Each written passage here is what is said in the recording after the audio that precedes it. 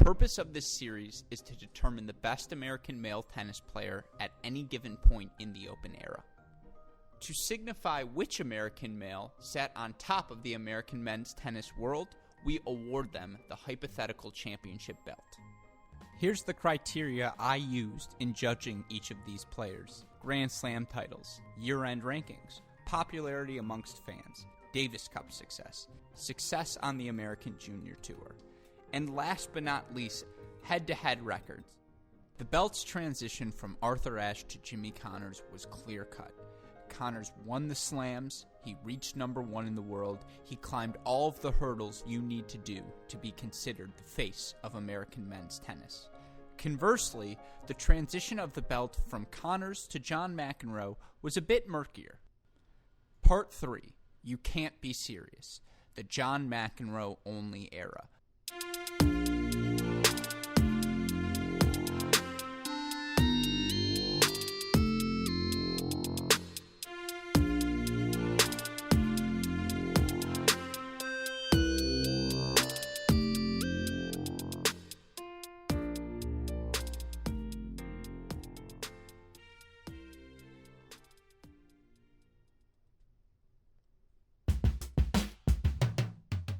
The Connors-McEnroe rivalry persisted over 2 decades, drawn out by the longevity of both of their careers. And while Connors remained quite relevant throughout the 1980s, eventually his successes paled in comparison to that of his biggest rival. His drop-off, plus an unexpected dip in American prospects, led the 1980s to belong to one man. His name, John Patrick McEnroe. In 1977, he arrived at Wimbledon a qualifier at just 18 and advanced all the way to the semifinals. As a freshman at Stanford 10 months later, he won the national singles title. But it was the way he won it, in an orderly, gentlemanly fashion, that was so remarkable. After all, the NCAA doesn't employ linesmen, leaving it up to the players to determine whether a ball is in or out. In years to come, this same player would rage and burn across the face of tennis, changing it, some say scarring it, forever. From April 1979 to June 1986, McEnroe was always ranked in the top 3 in singles. Additionally, he held the number 1 world ranking in doubles 8 separate times during the decade, including for a record 100 weeks in a row from April of 1979 to March of 1981. McEnroe won both the U.S. Open men's singles titles and doubles titles in 1979 and 1981. He also helped revive U.S. interest in the Davis Cup, becoming the first top male player to play for the U.S. routinely since Arthur Ashe. In the United States, he resurrected the Davis Cup. It was dead when he came onto the scene. I mean, Connors had snubbed it. He hated Davis Cup, and there were no other big names, really, that captured the public's fancy. They've turned down the honor of playing for the United States. They've turned down the Davis Cup, not McEnroe. He's proud of that thing, and that I love. Loyalty, first of all to the family, second to the country. He helped the team win 4 titles in 5 years from 1978 to 1982 and set numerous records during his career, including years played, most ties played, singles wins, and total wins in both singles and doubles in U.S. men's Davis Cup history. McEnroe's talent on the court could not be denied, and with Jimmy Connors entering his 30s, American tennis fans quickly realized that the era of John McEnroe was upon them. He ended the year ranked number 1 in singles from 1981 all the way through 1984, and number 1 in doubles from 1979 all the way through the 1983 season. His self-absorption, monumental temper, and sheer love of the spotlight could be reason enough to characterize him as the antithesis of a team player. How could McEnroe complement another's game? How could he sacrifice himself for the good of the whole? Well, the emphatic answer is not just in his Davis Cup participation, but in his brilliant doubles record, 78 men's and mixed titles, including 10 Grand Slams. And though McEnroe had achieved much success early in his career, his unparalleled 1984 season was the year that he truly distinguished himself from his contemporaries. McEnroe's 1984 season remains pure tennis nirvana. In '84, I'm not so sure that there was ever any player, Laver, Tilden, or anybody else, who was as good as McEnroe that particular year. He was just absolutely brilliant. That was him at the height of his powers. 1984, McEnroe's grand opus, which his season started with a 42-match win streak and ended at an unprecedented 82-3 overall record. Though soiled by a 5-set loss in the final, he reached his first and only French Open singles final and would go on to win 2 other singles slam as well as a doubles slam that season. He also did not lose to an American player all season long, beating rivals Jimmy Connors 5 times, Vitas Gerulaitis 3 times, Peter Fleming twice, and Scott Davis, Brad Gilbert, and Van Winitsky all once. And despite a stinging loss in the Davis Cup final to Sweden's Henrik Sundström, McEnroe finished the year with 13 titles in all. He would put a stamp on his season by getting revenge over Lendl in the 1984 U.S. Open Finals. McEnroe prevailed over Connors, then avenged his French Open loss to Lendl by winning his 7th and final Grand Slam singles title. Names like Scott Davis, Billy Martin, and Van Winitsky may be familiar only to the most hardcore of American men's tennis fans, but they were all at the forefront of a generation of American men that failed to live up to their predecessors' achievements.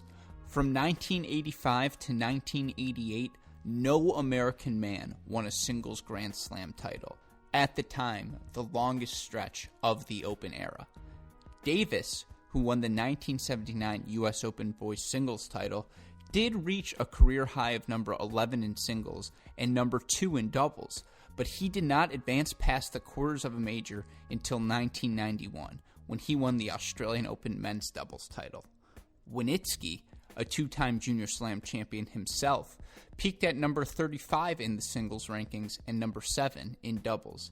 He made 1 slam final in his career, losing to the McEnroe-Fleming duo at the 1983 U.S. Open. Players like Rick Leach, Ken Flack, and Robert Seguso won doubles slams and also reached number 1 in the doubles rankings. However, they likely never captured the attention of fans the way McEnroe could. 2 years later, he took a 6.5-month sabbatical from the tour. He dropped off a cliff. I mean, it was over. He took a break from the game. He lost basically all conviction. His game was never the same. He pulled a hamstring in the fall of '84, and I just don't think rehabbed it properly. His game was so built around quickness, and I think when he lost that half a step, people didn't quite understand how big an impact that had on his game. And even when McEnroe's performance began harshly declining after 1985, it is likely that American fans still treated him as the face of American men's tennis. Why do I think fans neglected the successes of American doubles players? My example for this would be to cite the lack of coverage the Bryan brothers have received. Yes, they are considered 2 of the greatest doubles players in history and have each won more Grand Slams than any other American man in history. Yet they have never really received attention equal to their contemporary Andy Roddick or even John Isner, despite having the more successful results. It's also worth looking at John McEnroe's head-to-head record for some of his fellow American male contemporaries of this time.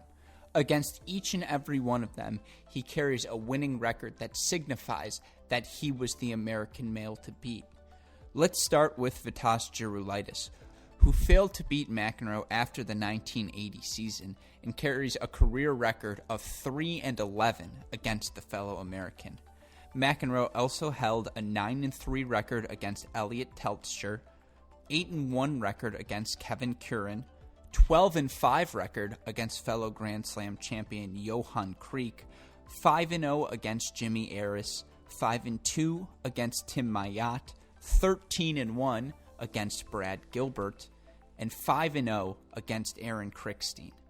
Even as the generation started to get slightly younger, McEnroe still held his edge early on. He went 3-0 against Jay Berger, 6-2 against Paul Annacone, 4-1 against Scott Davis, and earned both of his 2 career wins against Andre Agassi before the start of the 1990s. Thus, even though McEnroe's performance did decline after 1985, his success against fellow American male players, along with his popularity amongst American tennis fans, likely remained greater than any other player throughout the rest of the 1980s. In fact, McEnroe's second career as a broadcaster, American tennis mentor, and celebrity entertainer are a testament to the popularity he achieved while playing tennis.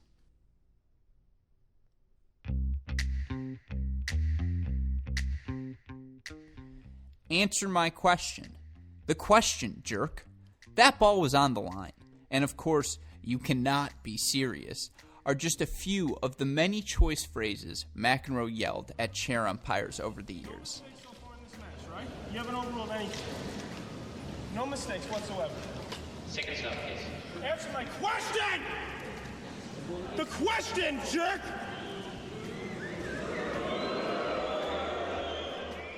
I have purposefully chosen to exclude the many expletives he also used, but rest assured, his arsenal of swear words was equal parts extensive and versatile.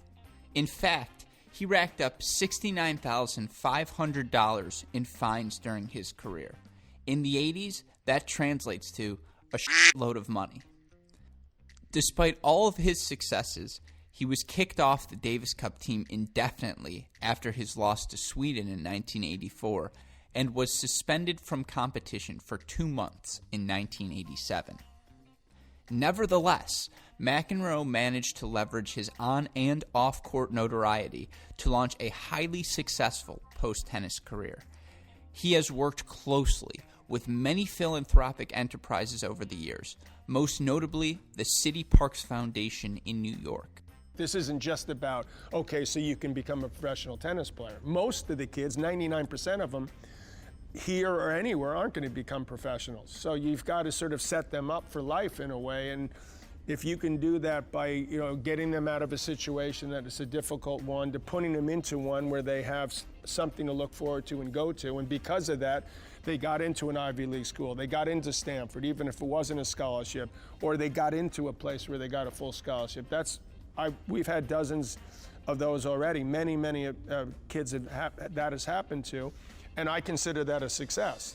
And though he has mostly avoided public coaching roles, McEnroe served as U.S. Davis Cup captain from 1999 to 2000, briefly served in Milos Raonic's coaching box, and has opened the McEnroe Academy in New York.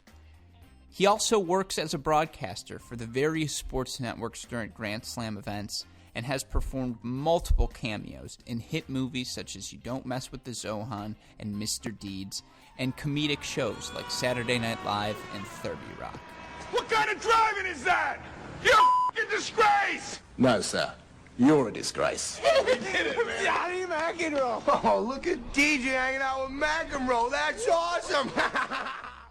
You can also count at least once a year to see McEnroe create some sort of scene courtside at a New York Knicks game. Simply put, he is more than just a tennis star. McEnroe became an American cultural icon, and as such, it would require immense talent to take the belt away from him. Luckily for American tennis fans, the most highly touted and exceptionally talented group of juniors in American men's tennis history lurked just on the horizon.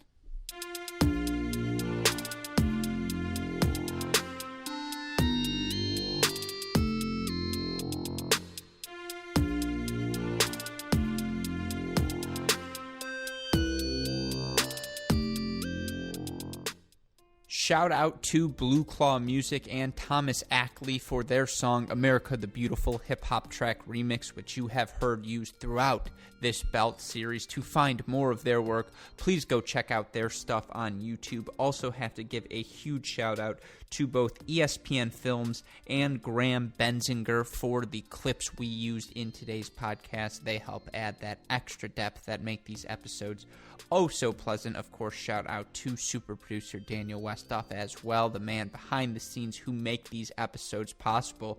That will do it for part 3 of this series. On our next episode of The Belt, we get into the real fun, and, following in the footsteps of McEnroe and Conners is no easy task. In fact, it took over a decade for a worthy successor for the belt to emerge. Luckily for fans of American men's tennis, Ashe, Conners, McEnroe soon became relics of the past as our golden generation of players, Sampras, Agassi, Chang, and Courier, were finally ready to carry the mantle and push American tennis to uncharted heights. That story on our next episode of The Belt.